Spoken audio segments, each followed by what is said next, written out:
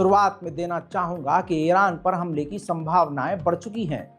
Mossad ने report देखिए, Mossad ने मांग की है कि स्ट्राइक कर देना चाहिए, हवाई हमला ईरान पर कर देना चाहिए यमन के बदले।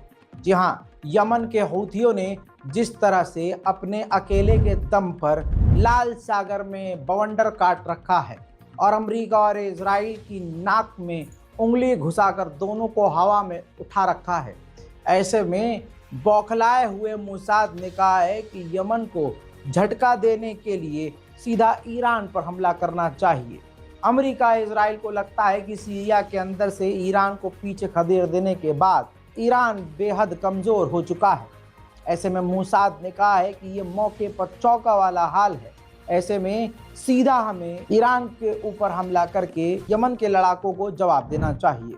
खबर ये आ रही है कि ईरान के सुप्रीम लीडर ने कहा है कि जो हम सपोर्ट पहले सीरिया के लड़ाकों को करते थे और हथियार उनको देते थे, अब वही हथियार वही सपोर्ट सीरिया को न देकर यमन के हूथियों को हम देंगे और उन्हें दिया जाए।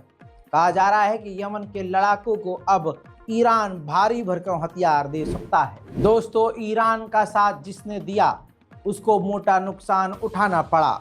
धीरे धीरे तमाम बड़ी ताकतों ने मिलकर उनका सर कुचल दिया, लेकिन अब इलाके में सिर्फ यमन के हूथीज बचे हैं जो अमेरिका और इजराइल को बराबर की टक्कर दे रहे हैं। अब खबर ये है कि अमेरिका इजराइल का प्लान आगे का ये है कि यमन के लड़ाकों के ऊपर अब बड़े हमले किए जाएं।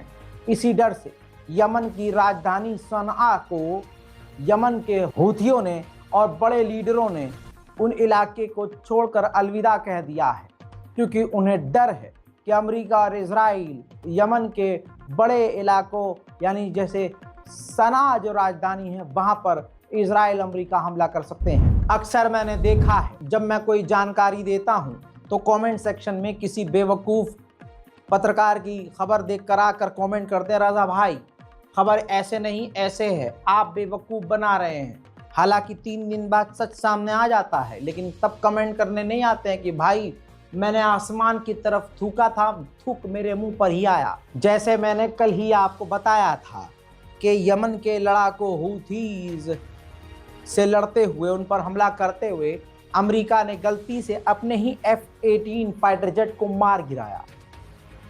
उस पर लोग कमेंट कर रहे थे, रज़ा भाई नहीं, गलत खबर है, हूथियों ने ही मार कर गिराया है। मुन्ना हूथियों ने खुद एक्सेप्ट किया है। ये रिपोर्ट देख लीजिए अपनी स्क्रीन पर।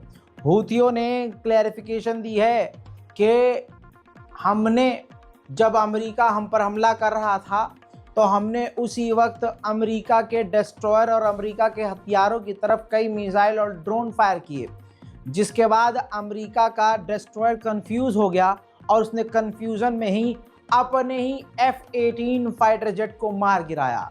ये हूथीज खुद कह रहे हैं, लेकिन हूथीज के सपोर्टर भारत पाकिस्तान में बैठे हुए कह रहे हैं नहीं नहीं रज़ा भाई आप गलत।